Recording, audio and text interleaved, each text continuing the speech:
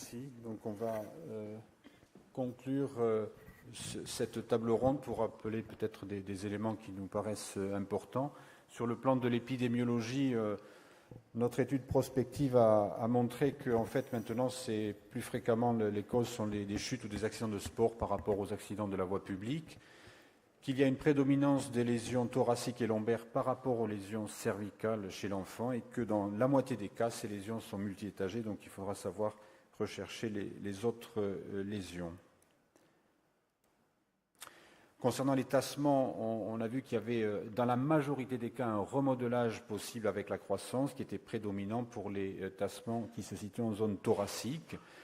Cependant, dans de rares cas, il peut y avoir une aggravation, donc il faut surveiller ces enfants pendant la croissance. Concernant le traitement pour les tassements, on préconise un traitement fonctionnel ou par corset sur un délai court et la réduction ne sera réservée qu'aux kyphoses importantes dans de rares cas.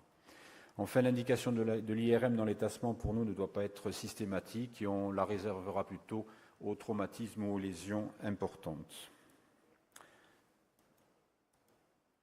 Concernant les bursts, elles sont l'apanage de l'adolescent. Il y a moins de lésions neurologiques que chez l'adulte.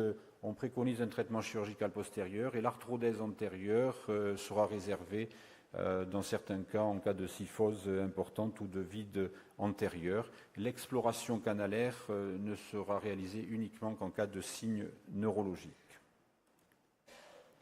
Concernant les fractures de chance, il faut y penser chez l'enfant devant toute lésion abdominale, ça c'est très important car le diagnostic est souvent méconnu initialement. Et il y a une atteinte qui est soit osseuse ou soit qui passe par le cartilage de croissance, mais il n'y a jamais chez l'enfant de lésion discale. Et le traitement sera soit une réduction orthopédique, mais à condition d'avoir une réduction parfaite, soit un traitement chirurgical quand la réduction orthopédique n'est pas parfaite ou quand les lésions abdominales ne permettent pas de mettre en place un plâtre.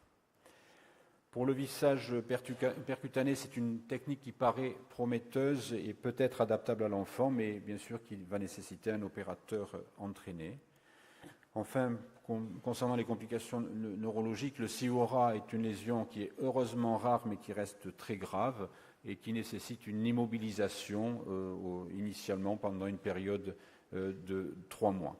Le CIONA est de bien meilleur pronostic et sa fréquence est probablement sous-estimée car il s'agit d'une commotion médulaire qui récupère parfois très rapidement.